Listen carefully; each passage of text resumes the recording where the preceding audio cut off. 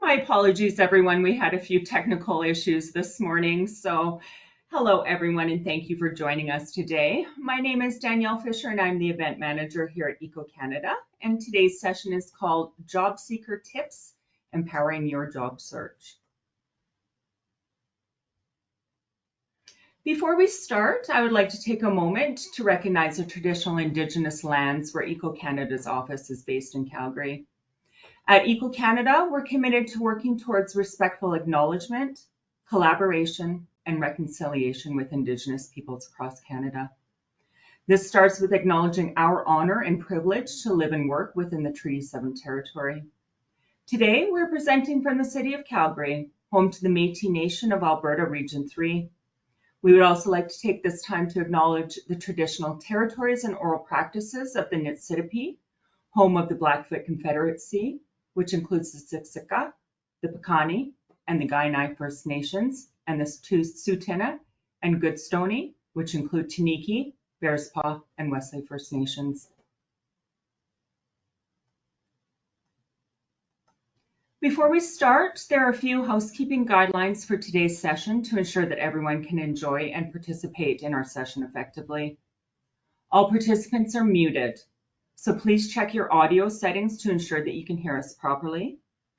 If you're experiencing any technical issues, please use the question box and select Eco Canada, the organizer, and I will do all that I can to resolve this issue. Today's webinar is being recorded and will be made available on demand to you within the next 24 hours. Everyone who registered for the webinar will receive an email with a link to the video.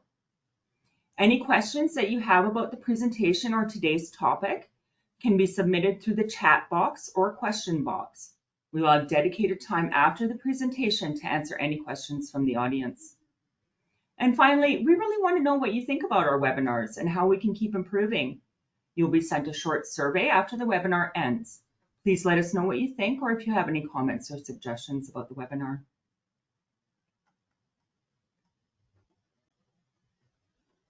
Eco Canada's vision is to build the world's leading environmental workforce. Eco Canada seeks to help environmental workers succeed at each step of their career journey. To do this, Eco Canada has developed programs tailored to individuals at different stages of their career. For those looking to enter the environmental workforce, Eco Canada provides training through the BEAR program and accreditation for environmental programs at post-secondary institutions.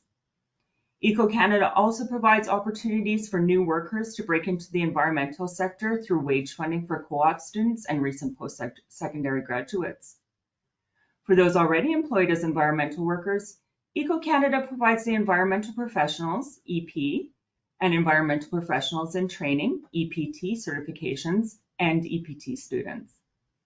Lastly, Eco Canada provides opportunities for those with vast experience as environmental workers to provide guidance and direction to Eco Canada's products and programs through advisory committees and emeritus membership.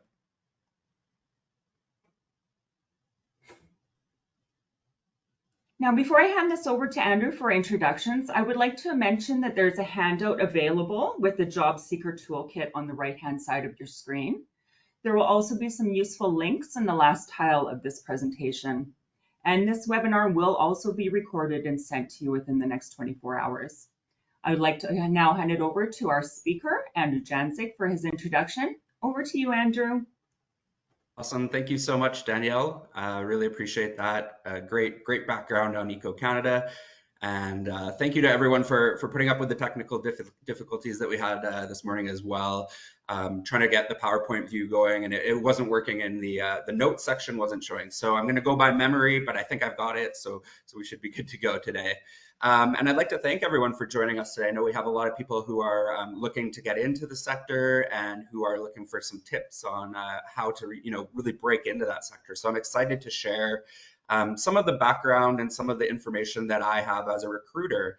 So a little bit about myself. I have been in human resources for about 12 years now. I started at the University of Calgary in post-secondary, where I did a lot of more client-facing HR benefits and performance reviews and things like that, and helping people with those sort of things. And then I really loved recruitment, so I got into it. Very happy to be a part of Eco Canada and trying to bring people into the sector. I think it's an amazing sector to work for that's growing, that has a lot of opportunities. So really looking forward to discussing kind of how we can help bring talent into the environmental sector. So I wanted to chat a little bit before we get going, and Danielle did a really great job of doing an intro and some housekeeping. So just a quick little overview of what we'll be covering today. Hopefully you're aware that this is a job seeker tools and tips webinar. So just really trying to get to the bottom of some of these tips and tricks to get into the sector. And that's not always an easy thing. I know a lot of people think, oh, resumes, cover letters, applications, it seems sort of basic and maybe like it is easy, but it's definitely not. And there are a lot of different sort of tools that you can use, tricks that you can do, and that's kind of what we'll be going over today. So first off, we'll be going over resumes and cover letters, kind of looking through it and seeing what we can do to really kind of buff those resumes up and help with that. Then we'll look at tailoring your application for specific jobs. We'll also look at ATS knowledge. So ATS stands for Applicant Tracking System. A lot of people know that, but it's more of a kind of HR recruiter sort of slang. So that's what that stands for. And basically what that is like the online kind of IT side of recruitment and tracking from those kind of software systems and workforce development type systems. And then we will look at some more kind of tips and advice throughout from myself. And then very happy to have a discussion and question answer at the end. I know a lot of people are looking forward to asking questions. You can put it in the chat throughout and Danielle will keep it, or we'll have a nice dedicated kind of 10-15 minute session right at the end so that you can have your questions as well. And I'd also like to share with you all at the very end, but just kind of wanted to highlight it too, and maybe Danielle can put it in the chat too. We do have new HR services available, which are great. So they do focus on additional resume writing tips, meeting with recruiters or our HR team of professionals to kind of really go through your resume in more detail if that's something that you're looking for, as well as LinkedIn and networking type sort of tips, which we'll be talking about a little bit too today. So maybe Danielle can share that link to our HR services if anybody's interested. Those do cost a little bit of money, but it's kind of that next step up from what we'll be talking about today. So before we get going, I wanted to just do a quick knowledge check.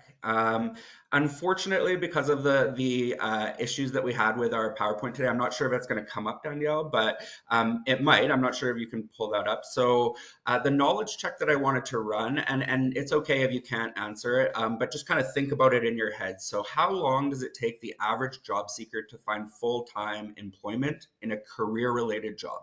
So career-related specifically meaning something they're interested in, something that they're passionate about, and they're building their career in. So how many people think it would be 5 to 10 days? That's very quick. So probably not too many. What about 1 to 2 months? A little bit more reasonable. 3 to So 6 we did months. get the results, Andrew. Oh, we're getting it in? Yeah. Nice. So we have 0%. Unfortunately, I can't see it because I'm stuck on this page. So, No problem at all. yeah. So we have 0% for 5 to 10 days, 2% Nice. for 1 to 2 months, 19% for 2 to 3 months, 45% said 3 to 6 months, and 34% said more than 1 year. Okay, so I think the trend, people are understanding it takes a lot of work, right? And that's kind of what the point of this question is. So if we look at, oops, it was supposed to pop up. The answer was actually B, 3 to 6 months. So, a good chunk of time. I think it definitely does take some people longer, or some roles, some specific sectors a little bit longer, depending on the sector and depending on how niche your career is. But that 3 to 6 month mark, or even up to a year, right? So you're spending a good part of your, life in a way, looking for work, right? So it's really important to kind of think of it in terms of a job almost. And I think that's kind of the point here, is that it takes a lot of work to find work, which is always, interesting. So, Another thing that I wanted to kind of throw out are a few more numbers here, which I find really interesting. So, from a recruiter's perspective, we're looking at so many resumes. So when you're looking at how to get noticed, that's really, really important. What gets through, I guess, the systems and the kind of what's set up. So 80% of resumes are rejected in less than 11 seconds. And that sounds crazy almost because it's like, are you guys even doing your job? But yes, we are. Unfortunately, it just, there are things we can see on a resume where it's like, oh, boom, auto reject. So that's kind of what we want to talk about today is how to get past that. Up to 75% of applicants are not qualified for the position. So the point being there is that if you're going through a job description and it says, all these lists of what the role entails, 75% of the applicants are not going to meet those qualifications. Like even I think like 80%, right? So still apply. I think that's what that number kind of highlights. 2% of candidates will make it to the interview. So only 2% of the people who are applying for roles will actually make it through to an interview stage. So we'll talk a little bit more about that. But if you get through to that interview stage, that number shows, okay, I've done well in this job. So celebrate that kind of small win. And the source down there is Workopolis and Financial Post, if anybody's interested. So I wanted to jump right into some top resume tips for your resume.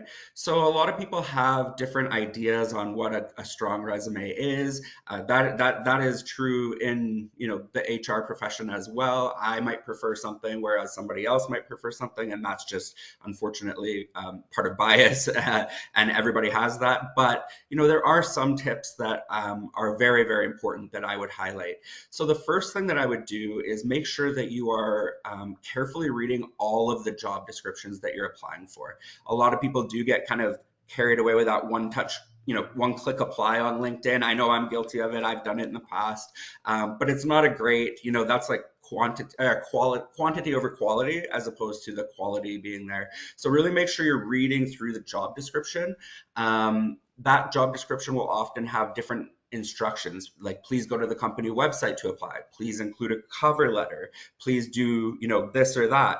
And if you read that, a lot of times the recruiter will be looking for specific things in the application to make sure that the person read the job description. So really important there.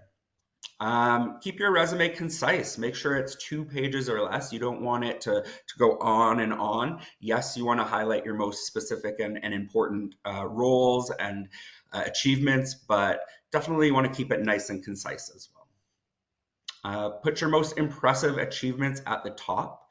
So always whatever you're proud of or whatever relates more closely to the role, try to put that right at the top of your resume so that the recruiter or hiring manager can see it. Use bullet points so it's organized, concise, and looks very professional and done in a way that the recruiter can easily go through. I would focus on achievements rather than tasks.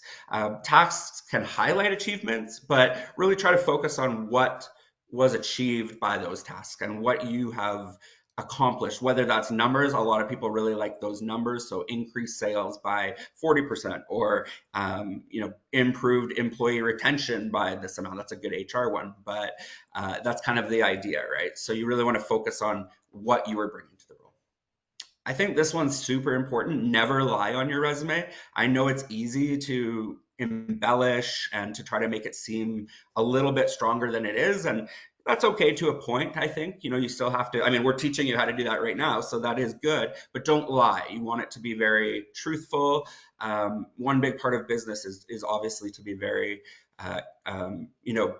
candid and truthful and have good ethics. So I think it's important to start right from the start with that. And really, employers will know within 3 months by your probation whether that was a lie or not on your resume. So it's best just not to. Proofread it and then proofread it again. So that's a really big one. Nothing worse than somebody who says attention to detail is one of their top skills, and then you're going through the resume and the grammar's off, the writing's off, the formatting's off, the spelling mistakes. A little bit of that's okay, but you really want to make sure that it's as polished as possible. And then I wouldn't really keep references available on request. I've done that in the past on my own, but there's really no need. I mean, recruiters will know that you have references if you're, or they'll ask you for references if it's important or if they require it. Some people will include the references right on the resume. I don't recommend that either, just because it's adding information to the resume that might not necessarily be valid. I mean, it does show you have professional references, but a lot of times recruiters will also go to your LinkedIn page. So if you have LinkedIn, you can definitely put your recommendations and people who have supported you on there, which we'll talk about more later as well. Save using an appropriate file name and appropriate email address. That's a really, really big one. I think it's very important to, if you have a personal email address that might be funny or might be something of, that you like to do, like if I like to ski and mine's like Ski King or something like that, don't use that for business. I mean, it's fun for your friends and everything, but try to just create one that is a little bit more professional, first, last name. Same with using your file name, or saving your file name. You don't want to put like Andrew's awesome resume, right? I mean, it's just a little too much. So just Andrew Janzik resume, save it. You can even save. I would recommend, as we start talking about it too, I would recommend saving the resume that you applied for the role with the job title or the role title, just so you know exactly what you applied for.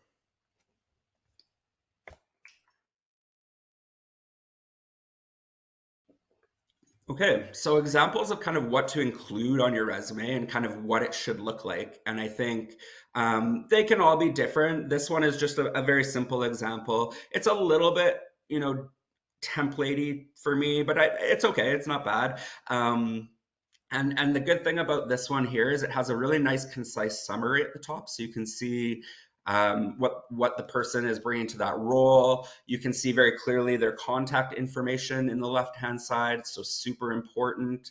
You can also see their skills they've listed, so not bad. I mean, I like seeing what the skill name is and what they've rated themselves on it. It's not necessarily a true indicator of those skills, but I think at least it highlights it clearly. You can see they've formatted it well. So we've talked about that on the previous slide. You can see that the bullet points are nice and concise. They have their experience kind of listed from most recent or most relevant right from the top. Education. They did include activities. I don't think that's necessary. And we'll chat a little bit about that maybe on the cover letter section of where you can kind of buff your application by adding things on your cover letter rather than your resume. But yeah, this is a good example of a very basic kind of resume. And we will look at, I think on the next page, it shows us a kind of resume content. So basically what we were looking at and just sort of some of the key points. So the contact information, that's really important. LinkedIn, if you have it, use it for sure. The objective or summary statement or summary statement versus objective. So they're similar, but they are a little bit different. So some people will put an objective statement at the top, and that's kind of what they want to achieve from the role or what they want to do with their career. I would prefer more of a summary of kind of what you're bringing to that role. So experiences, what you've done in previous roles, something nice and concise. You can use AI, Chat GPT. I mean, I use it as a tool. I would definitely recommend though, if you pop something into Chat GPT, don't just copy and paste it. Just use it as a base, and then you can kind of include your own stuff in there and make it a little bit more your own. Because from a recruiter perspective and somebody who reads a lot of resumes, you can tell when people are using AI because it's very similar. And in fact, sometimes you'll see resume summary statements or cover letters that are almost identical, and it's because two people have popped it into Chat GPT. So yeah, just a little bit of a tip there. One sample summary that we have here, just to kind of highlight some of the like how you can word it, that kind of shows your skills and experience. So highly trained office manager with 5+ years experience, responsible for the overall daily operations of an office environment that includes staff management, development, and customer service. So really, straightforward sentence that kind of highlights what they did, shows their professional interests and skills. So yeah, that's kind of the basic for that section of the resume. We talked a little bit about the key skills. I think it's important to really list your top and most relevant skills at the very beginning. You don't want to have like a skill that you're not great at and it's like communication 3 out of 10. Like you don't want that. So try to make sure the skills are truthful but still relevant to the role. So again, really going through that job description, seeing what skills align. And this is one tip that I would just give from my own experience and from seeing a lot of resumes. You might not have experience in a role that is identical to that, but a lot of the skills are transferable. So whether they're soft skills, even technical skills, a lot of those skills are transferable. So really try to think about your past roles and what skills you learned in those roles and how you can apply that to the role that you're applying for. Should link to the capabilities from the job advert. Exactly. So that's basically what I just said. You go through that job posting, your skills should align with that. Always show your highest education level first and kind of at the top. So if you have a PhD or a master's, definitely put that at the top. It's just very impressive, often very relevant for the job posting too, if it's that level of job. So right at the top, and then we've got a nice plug for Eco here. So you want to take some Eco Canada training, such as what I mentioned earlier, essential skills training, even some of our different programs. You can include those sort of micro designations because it really does show that you're trying to progress in your career. And I would say that in today's world, those micro designations are almost not more important, but they are very important than kind of that, well, as compared to that traditional sort of academic side, which I'm all about too. But those sort of shorter courses that give you those skills are good to include on the resume too. EPT or EP certification. So Danielle talked a little bit about that beginning. That's our environmental professional program, and it's certification, and it's basically similar to like a designation. So in engineering, like a PEng or something like that, where it gives you that kind of designation and shows that you're qualified in the environmental sector. Definitely include that because it shows your interest, and all of those types of things. When you're doing your professional experience, as I already mentioned, start with the most recent right at the top. The information that you want to include, which is, I guess, essential for the recruiter, would be the job title so that they can easily search it if they need to, the location so they can see, which kind of, if they're doing their research, they can see where that was, organization, and the dates that you were there. A lot of times in terms of dates, I get questions regarding gaps and gap years and time away from work for whatever reason. In the past, I think that may have been more of a sort of not concern, but like I think recruiters might have thought more about that. I think since COVID and the change of everything and just kind of how society is progressing, it's less of a concern. I would just be honest about it. If you took a break to go travel, say 1 year traveling in wherever, if you took a break to stay at home with your children, just put that on there, and then they say, oh, they don't even have to ask the question. It's like 5 years where they were, lucky to be at home with their children. So I think that that's kind of a good way to address gaps. Another common question I get would be, what about if I've done my degree or my education maybe 10, 15, 20 years ago? No problem. Just don't include the date that you got your degree. You don't have to. You don't have to include on your education the date of the degree. So just say University of Calgary. For me, BA political science. I don't have to tell them what year, right? So if they ask, then yeah, you can, but nobody will really ask. So they might, but not usually. So that was kind of our main resume tips that we had. Obviously happy at the end to chat more about that. As I mentioned too, we do have the HR services that can go through individual resumes, look at it, help tailor it for you. So you're welcome to definitely have a look there. What I want to talk about now is applicant tracking systems and kind of how they work and how the software works. And I think that applicant tracking systems are a great tool for recruiters. They help us get through, thousands of resumes that come in for jobs. They help us sort and kind of keep things in place, but they also have their faults too. So, it's important to kind of know how they work so that you can beat the system, right? And kind of get through that ATS.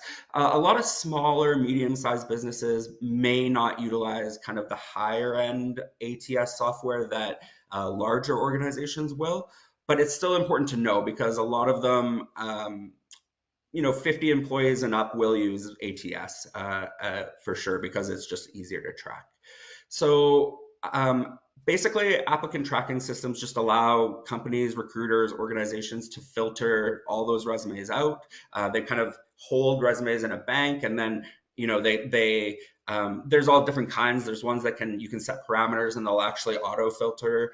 We don't have that on ours. I like to go through each one, even though it takes a long time, and just kind of look at it because I find it interesting. But these ATS are kind of there to help save time, really.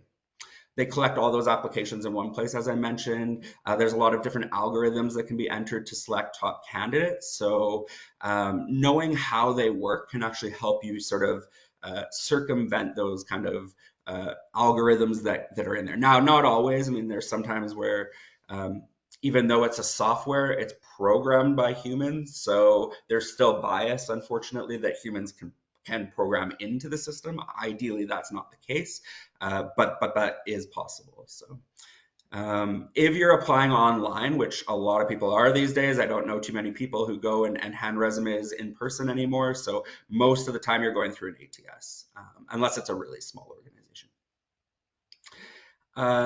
Applicant tracking systems also can use AI to basically match and compare your application with the job posting. We do that at ECO, and for EP, like the designations and wage funding for other employers when they want somebody who has wage funding or an EP designation as well. They can click that box and it automatically filters the top candidates with those designations into their inbox or into their job pool of what they're or top applicants that they're looking for. So really important again to kind of know what these systems are doing and how they are sort of weaning out resumes. Now this slide is great because it kind of how to beat the ATS, how to really get past the tracking system.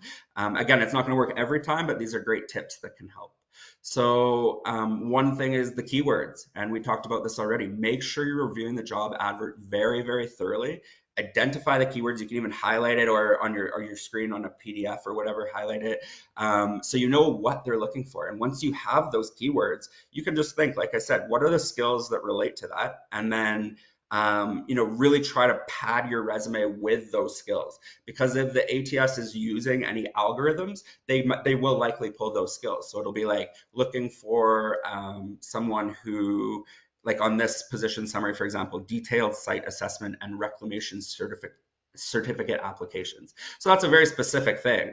They could put that into the parameters and it will, move all the resumes that don't have that if they wanted. So, make sure you're including these types of things. I wouldn't put everything in there, but if it's really relevant and if it's something that's like a key kind of position qualification. That might not have been the best example, but you get the idea there. Try to match the exact language. So use the same words, abbreviations, acronyms, numbers. That is one kind of tip that will help you get past that. Again, same, that tracking system that's kind of like the firewall. So it's like, oh, they use that, you get through, you use that, you get through, and then you're into the inbox, which is awesome. Focus on your hard skills and what you've accomplished. I think that this is a great thing because a lot of times these systems can do hard skills too. So it's like maybe I used the example of sales previously. So increase sales by this percentage. Maybe they're looking for those numbers and they can have, number kind of boundaries on what they've set there. This one's huge, and this goes not just for beating ATS, but also just for every single application you do. I would adjust your resume for every application you do. And I know it's a lot of work. It's definitely a full-time job when you're doing that. And again, you're focusing on the quality of the application and not the quantity. So, you're going through the resume, you're making sure even your summary statement, maybe it changes a little bit, not tons, but a little bit based off of the organization or the role that you're applying for. And I can't say that enough. And then, really try to make sure that you're saving your resumes when you're saving them with the position name and even the company name. Because I remember when I was applying for roles after I was at the U of C for a while, and I decided to move on, and I'd have like 30 resumes, and like 1, 2, 3, even just numbering them wasn't great because I kind of forgot what role it was. So I started, really focusing on organizing that application and just making sure that I can tell. Because once you get a call back, or if you get an interview or a pre-screen or something like that, you want to be able to just go into your file, pull up even the job description if you have it saved, the application, and know exactly what it is that you're applying for. So some tips for beating the ATS. Before I get into some of the more of the tips, I just wanted to highlight this high risk resume sort of graphic on the right, because I was looking at this before I actually came on and did the presentation, and it's just some fascinating sort of numbers about what's happening and common mistakes that people are making. So 25% have buried contact information in the header. So hard to see the contact information, hard to read the email, hard to see the LinkedIn, whatever it might be. So that's what buried means. It's just you have to dig for it.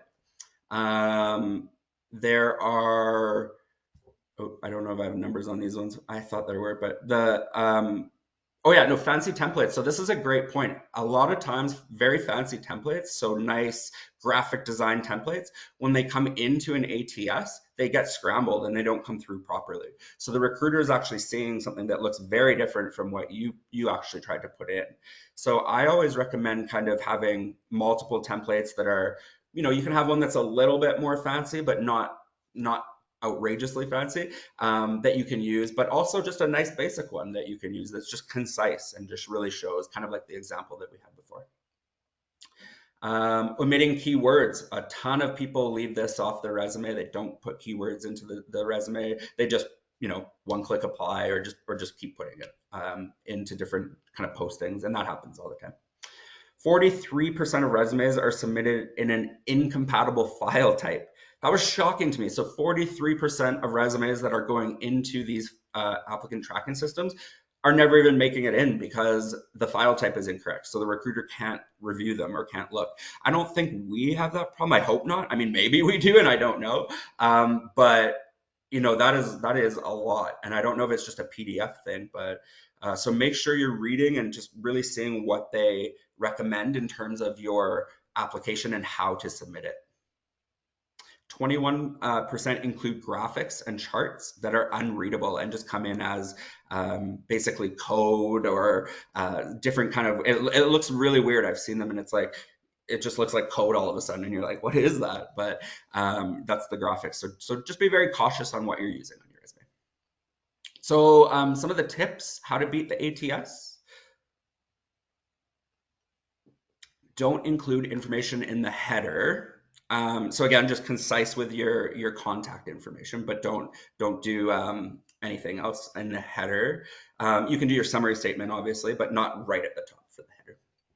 Keep the formatting simple. We chatted about that already. Always tailor your resume. Again, that point keeps coming up because it's so important. I would definitely use simple fonts like Arial, Calibri, Times New Roman, Cambria. Those are all nice, easy to read fonts.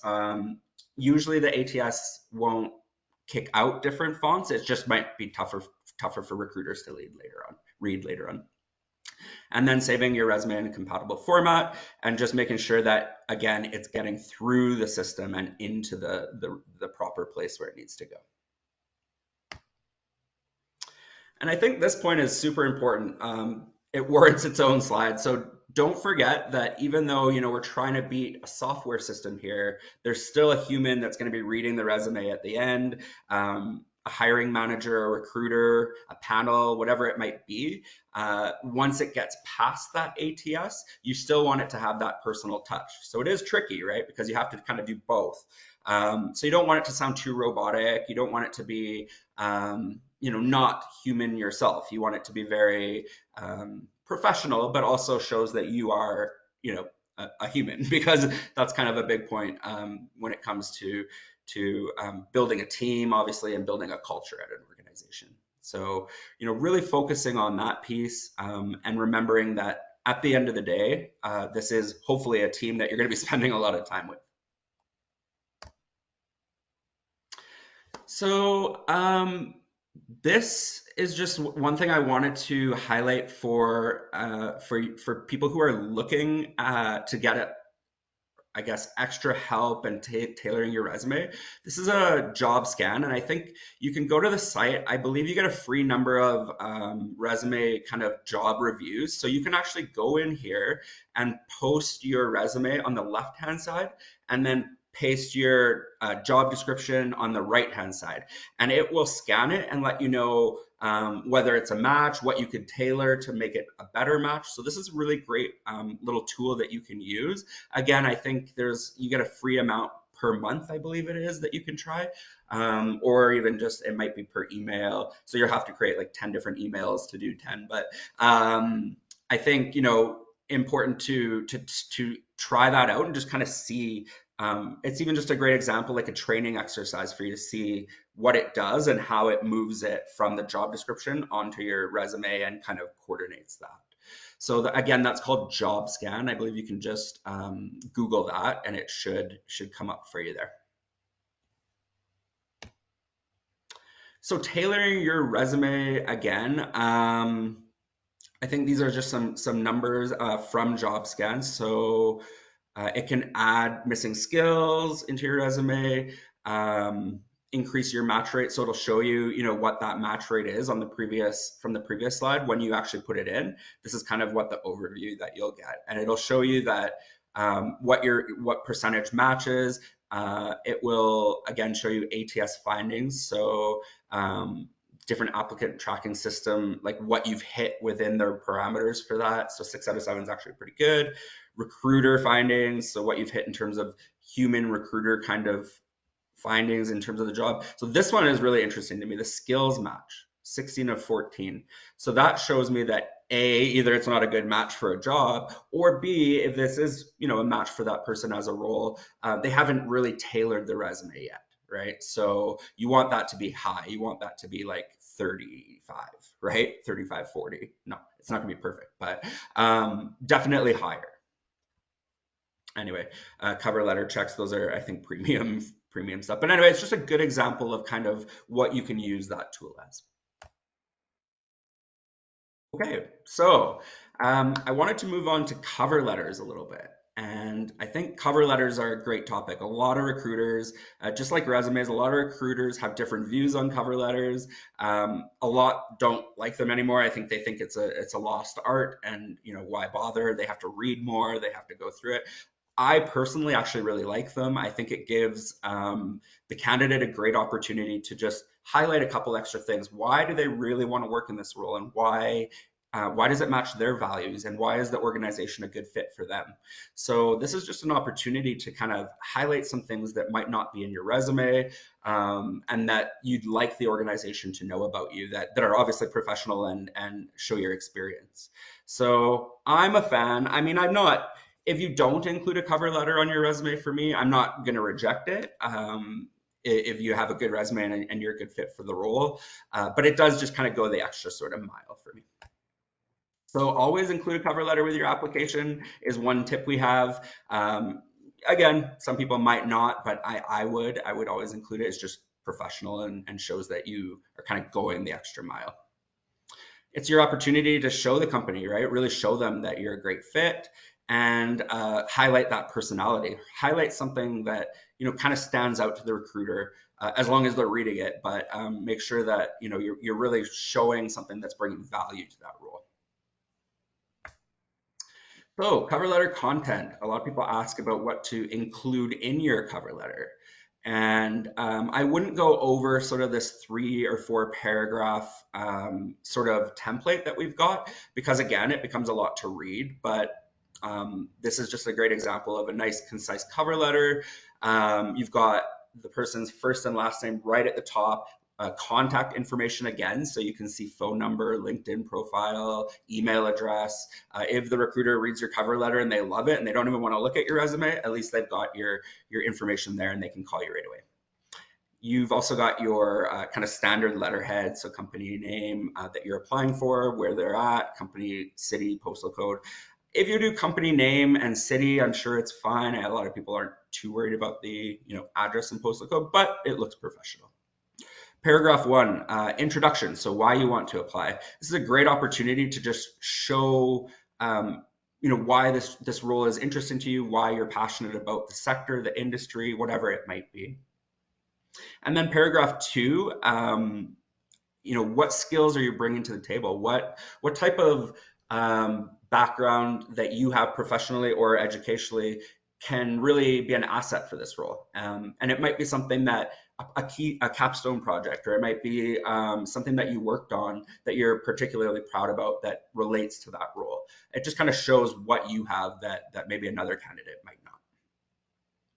In paragraph 3, a great time to just say, in my past work, I did this, I achieved this, we accomplished this, and because of this, I think that I would be a great fit for this role, and would love to, move forward and bring my expertise to this role. And then finally, paragraph 4 is just a thank you. Just thank them for their time. Nice and sincere. Doesn't have to be crazy. Just a thank you for reading my application, and I look forward to hearing from you, or just a nice, simple greeting like that is fine. So that's the cover letter content. And I'm happy to, let's see if there's, So I'm happy to, chat about that at the end if anybody has any questions about the content. It's not, this isn't a written in stone template that you have to use. Everybody's going to be different. Everybody's going to have their own style. So, just kind of take that and run with it, I think is a good way to go. Okay, so we've gone through resumes, cover letters, which are all, important kind of pieces to the recruitment process. But one piece that I think is essential, especially in today's age, is networking. Networking is probably, and I actually saw a stat, I don't know the exact number, our research team had it, but it was 60 or 70% of jobs in the Canadian environmental sector I guess the applicant has got them through networking or knowing somebody or being at an event or, really even LinkedIn networking, right? Like just trying to grow your network, grow a professional kind of safety net that you can fall back onto. So, as it says here, you can really through your network find different opportunities. There might be new opportunities. There might be something that you never thought you were that interested in, but then somebody brought it to your attention. It's like, oh, okay, like through your network, you've kind of found that. It really does, like if you get laid off due to budget cuts or whatever might be kind of happening at the organization at the time, it does create that sort of backing to fall onto. So, you can reach out to somebody in your network and say, I saw this role at your organization and I'm really interested in it. A lot of times that goes a long way. And one thing I would say about networking, it is fine and okay and great to use LinkedIn and online kind of networking, but it will only take you so far, in my opinion. So really try to move those relationships and networks into a in-person setting if you can. I know it's hard. I know a lot of people, especially on LinkedIn, if you're just meeting somebody online there, it's not, a lot of people don't want to meet a random stranger, and that's totally fine. But if it's a relationship where you've worked on something, you've done a project, maybe say, let's go for a coffee and chat about that project. And it's just a great way to kind of build your network and become more personable in your network too. So learn about those careers from different employers and different employees at different organizations. Again, just casting a wide kind of breadth of what's out there and what is available for you, so that you've got different options. And then, just establish that network so you can call on experience. Even if you're in a role, you find a role, still nourish those relationships and build those working relationships, because you can still call on those people to help you in your role or to come in and maybe do a panel or whatever it might be. So it's very useful to continue to kind of grow those relationships for sure. So I love this slide. Networking do's and don'ts. So do's, bring a business card. And yes, I think it's still relevant. I personally have a QR code on my phone for LinkedIn now, so I'm a little bit guilty of that, but I get away with it because we work for Eco Canada. So I say we don't need business cards. I just have my QR code. So I just kind of do that for everybody. And it seems to be working well right now. But if you do have business cards, great to bring them along. Pass them out to people that you think that you might have future connections with and that you'd like to create a network with. Offer and provide advice and help. So if you are at the networking event, make sure that you're putting yourself out there to kind of chat, provide your expertise if you have any in that specific field, or any advice that you might be able to share. So making yourself available. I think this is a really, really good one. Prep questions, especially if you're not comfortable in a social setting and just kind of coming up with questions on the fly. You don't have to bring your paper with you and say, excuse me, but you definitely can prep the questions in advance so that you've got them sort of in your head. You'll notice they'll just kind of come up naturally a lot of the time. So you'll be chatting with somebody and you'll be like, oh yeah, that relates to my question. So then you can ask that question. And it's a great way to just be engaged, show people that you're, into the topic and that you care about what's going on at the event. Research. So don't go blindly into an event. If you're showing up and you don't know what it's for, very tough to kind of network and chat with people about what's going on. And so do a little bit of research. What's happening in the field or at the event that's really interesting to you. This one's great. Use people's names. Really hard. I have a hard time with it. I try to use like games where I'm like, different rhyming things, and it never works. But I'm really good with faces, and then I'll always forget the names. But if you can, it's really impressive when people meet you one time and they're like, oh, hi Andrew, like nice to see you again. You're like, oh, I don't even remember meeting you, but that's my problem. I have to work on.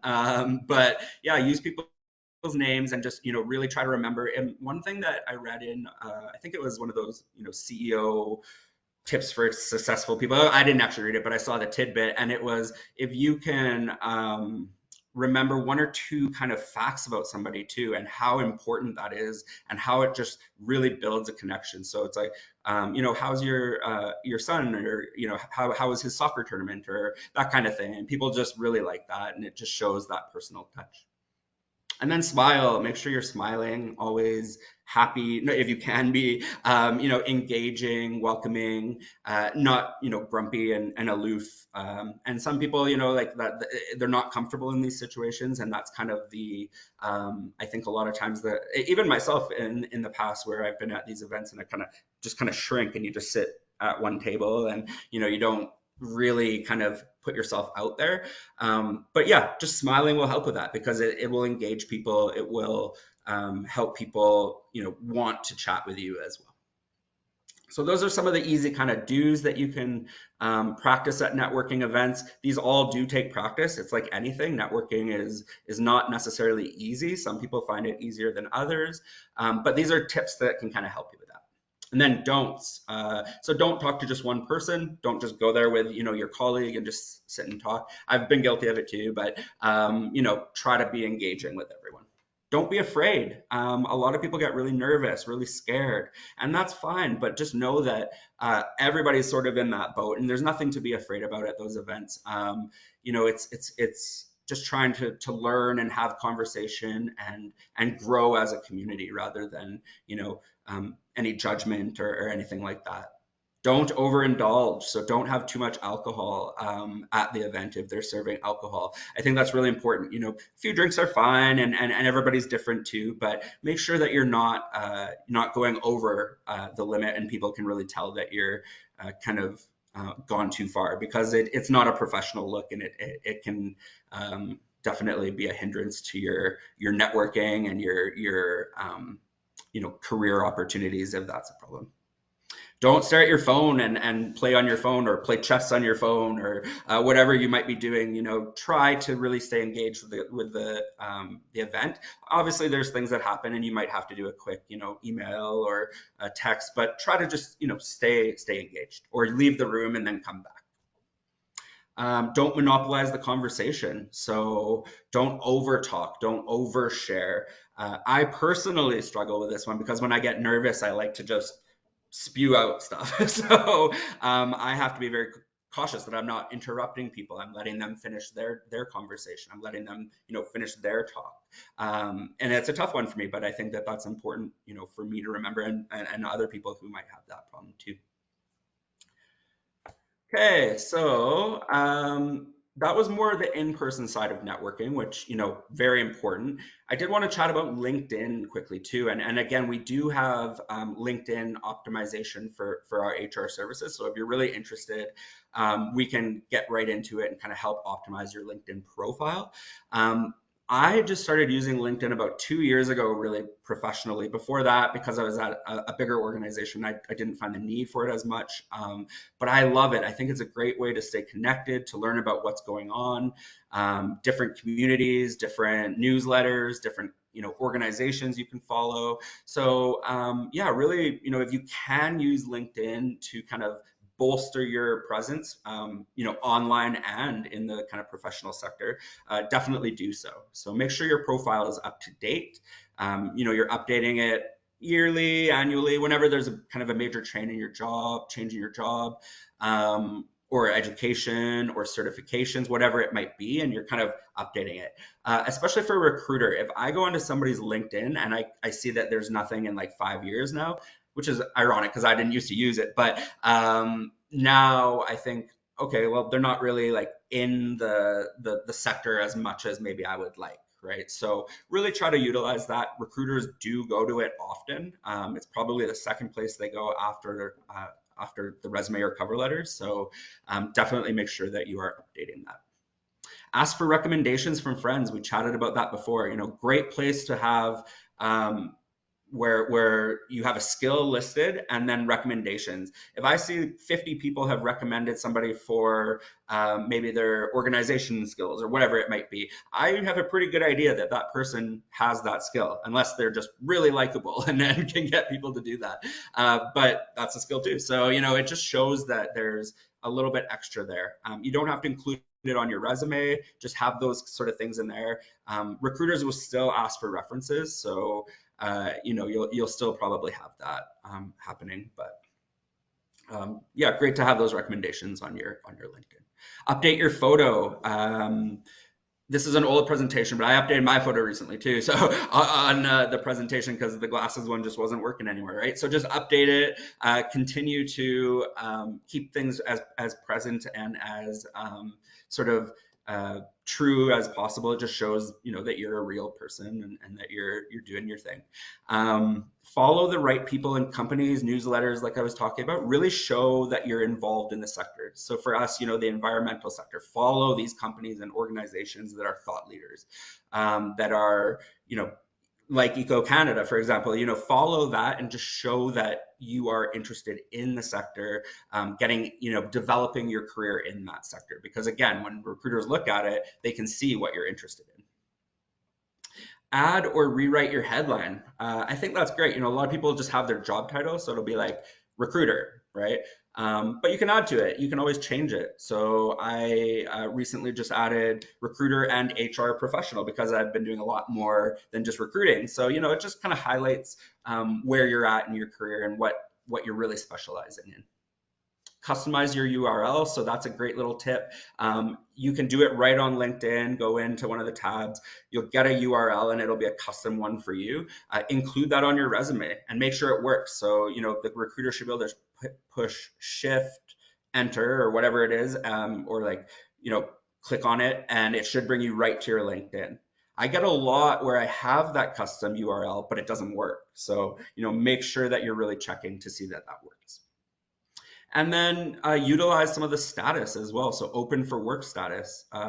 If you are looking for work, put that little green bar on and it says open for work. It just highlights that you are open to work, and recruiters can see that. I think there might even be some AI algorithms going on in LinkedIn there where there might be pulling that into more recruiters' feeds. So definitely utilize those things. I know it's not always aesthetically pleasing to have the green bar there, but it does show the recruiter that you're open to finding work. Sometimes people are even in jobs and they'll put that. Don't necessarily recommend that because it's showing your current job that you're not, that you're looking for work, but that's fine too if you're very open with your organization. So, something came up here, and that's ours. I think that this is just a cool little graphic that shows, um, the difference between the different social medias and sort of what the look and how people post on them, which is kind of neat. So LinkedIn, very professional, and I like this because it highlights, what you would have on a LinkedIn profile. So you should have a nice professional headshot, nothing crazy going on in the background. You're just professional. Facebook, family, friends is like kind of neat, sort of warm vibe there. Instagram, very classy for Jennifer Garner. So she's got like that, that sort of side there. And then she's got her, I guess, Tinder, where she's, paddling and showing off the athletic side. So just interesting to see different people's social medias. But the key point here is that your LinkedIn is professional. Okay, so that's pretty much all I have for today's session.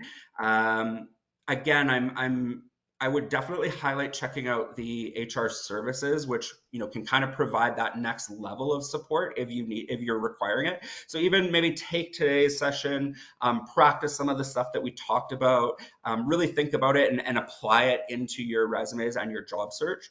And then, if you still find maybe after a month or two that it's not happening for you, I would definitely recommend taking those HR services courses, and we can sit down and really go through some of those, or not courses, but HR services quotes, basically, where I or my team can sit down, look at your resume, go through the cover letter, look at your LinkedIn, look at what's going on, and kind of really provide tailored solutions for you. But yeah, I'd love to just open it up for any questions or any comments that anybody might have from today's presentation.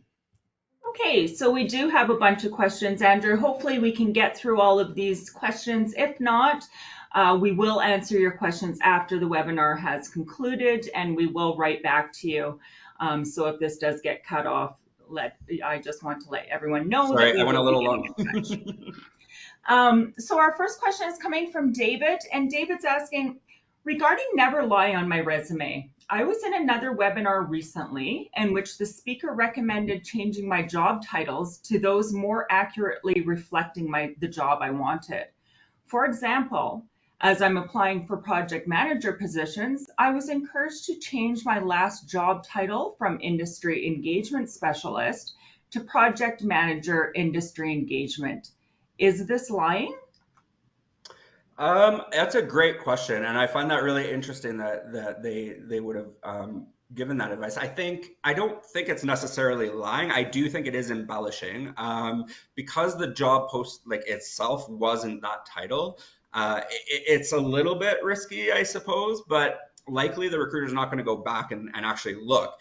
The only time you might have a problem with that is if they do call the same person as a reference, and then you say, oh, Daniel said that or was it David? David, sorry, said that he, was this role, and then they're like, no, it was actually this role. Then that doesn't look good, right? Because it does look like, it doesn't look as sincere. So in my opinion, I would stick with the real title and just put it in there, and then really go through and explain the project management side in the your resume and in the role description of what you did. Then you can really highlight that side, because they're not going to check that, right? Like they're not going to go in and actually see, oh, project management was 42% of the job, right? So just really make sure that you're bringing the skills that you want out there.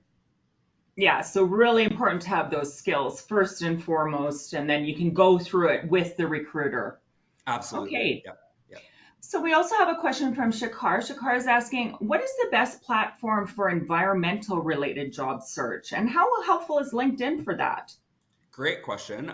So the best platform that I know of for the environmental job search is ours. So we have a job board that is a national job board. So eco.ca/ I believe jobs. Yeah. And anyway, if you go on our website, you'll find our job board, and it is national. We have thousands of roles posted in the environmental sector. So very niche, very focused on the sector. And one thing I really like about that, as to your question about LinkedIn or Indeed, is that a lot of times on those, because they're such big platforms, organizations can pay and get Mhm. sponsorships, and then certain roles are always at the top. And you won't see niche kind of specific small to medium sized business roles as much. You do, but LinkedIn especially, or Indeed especially, you'll see like the same roles all the time for the same companies, and that's because they're paying and they're actually putting money into their recruitment, and they have the money to do that. So to answer your question, I would use the eco job board for environmental for sure.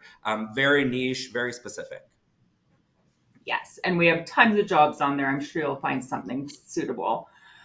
We have a question from Rachel. Rachel says, can the file name that you use for your resume get you auto rejected? No, I don't think so, as long as it actually is correct format for the file. So, .pdf or whatever they're asking for, usually it's PDF. I don't think you would be rejected auto, but it's possible. I mean, if you had something really outrageous that, wasn't professional at all, and I won't give any examples, but I've seen some in the past that are not work appropriate. You could be, yeah. I mean, it depends on the person. If they are really looking for someone professional for the role and they don't like that, then it could be, yeah. But the ATS won't auto reject it, I don't think, unless maybe there's a swear in it or something like that. Okay, so that's good to know. So maybe just to be on the safe side, make sure that those file names are appropriate. Yeah, yeah. I just do first, last name, cover letter, resume, whatever. Perfect. So we have another question from David, and David's asking, this is the first time seeing a rating system on a resume template. If it's that important, and if so, why shouldn't I rate myself 10 out of 10 on all skills? Yeah, another great question. So I personally am not a huge fan of the rating system. It is in our example, because, like you said, why you could easily embellish what you are, right? I think what it does though is, if you are honest about it and you try to do it as best as you can, it kind of shows that you're aware of where you're at in terms of your professional skills. So that's useful for an employer to know if this person is self-aware in a lot of those different areas, right? So if you do rate yourself, 10 out of 10, 10 out of 10, 10 out of 10, and then you go and interview and they notice you're a 5 out of 10 in one area, again, not a good look, right? So I personally wouldn't rate. It's not something that I actually like on the resume, because it's kind of like you're saying, it's kind of, what's the point, right? But that is the one side I would say, is it does show that the person's aware, so that maybe they have a 6 out of 10 listed as organization, and you're like, okay, maybe some people might like that, right? This person knows that they're not good at organizing, but they're good at communication and networking, right? So yeah, but I would ignore it. I wouldn't do it. Okay, great. We have another question. If a job search goes a year, do they become less appealing to hiring managers? Um, if if If sorry, if they've a job noticed search. that someone's been searching for a year, Oh, so you haven't, does like, that? yeah. Again, I would classify that almost into the gap section, right? So, just be honest, just say, I've been transitioning in my career from this or whatever it might be. I finished school, I finished a job, I took some time, and then I started my job search, and I actually haven't found anything I like yet. And you don't have to, say I got rejected for these jobs or whatever. Just say I haven't found the right role yet. And no, I wouldn't say that that's an issue once you reach, time, for me anyway. I mean, some people might, but I'm very specific. Like, each applicant uh, is like, each role and each applicant are their own sort of entity, right? So I don't Mhm. look at that and think, oh, there's a problem with this applicant or application. I just think people are doing their own thing, right? So if you can be honest and say what you've been doing, that kind of helps with the recruiter. So it sounds like being honest about these gaps, and nobody's going to say how I can't believe that you have these gaps in your resume, but by being forthcoming with those and having them straight out in there can be really beneficial in your job search. Absolutely, especially in today's, like I said, in today's kind of day and age. And in the past, maybe it was a little bit more like, where were you for 3 years, right? Right. But it's nobody's business really now. So, Yeah. yeah. Okay, so we have one last question. I just wanted to remind everyone, of course, as well, that we will get back to you. I know there is some questions there, but we will get back to you after the webinar is finished. So our last question is, what type of cover letter is acceptable? I used to write traditional paragraph style cover letters, but for the past 7 months, I've been using T-style cover letters. What is your suggestion? Hmm.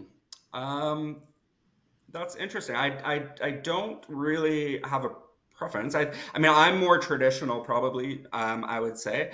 But whatever kind of works for you. I mean, you might want to do both and kind of switch it up depending on the role, depending on, the organization. Is it more traditional? Is it more forward thinking? These things kind of play a part when you're doing your application, and that would actually, I would say, apply to your resume itself as well. So if you have a really fancy graphic resume, that Mm, might be better for some of those, again, forward kind of thinking, on the verge of technology organizations. Whereas the traditional, you might want to actually do the more traditional resume and cover letters. So I don't think there's necessarily a preference. Again, like I said, each recruiter is going to be different. Some don't even like cover letters, right? So I don't think you have to worry too much about that side as long as it's conveying the correct information. So really tailor your resume and your cover letter to whatever job you're applying to. Really take the Exactly. time to research that company and find out what kind of a style they might be appreciative of. I think that that's wonderful advice. Well, Exactly. And thank I you. think, sorry, Yeah, just to add quickly, I yeah, think, please do. we have to go. Are we going to get kicked No, off? no, go ahead. Please go Okay. ahead. So just like I mentioned before, that quality is so important. If you do 5 amazing applications in a week, for example, you have Hmm. a way better chance getting called back than if you did 100, one-click applies. So, really focus on that quality. And one thing that I would give just as a final tip, focus on a job and a role in a sector that matches your values and matches, what you love and what you're passionate about, because in the end you're going to be successful in that. So I agree 100%. Well, thank you so much, Andrew. Wonderful, wonderful presentation. I think that there's some really good tips and tricks in there for this. So we will get back to you after this presentation. Thank you so much and look forward to having this recording in your inbox within 24 hours. Thank you, awesome. Andrew. Have a Thanks wonderful day, everybody, have a great everyone. day. Bye-bye. Bye.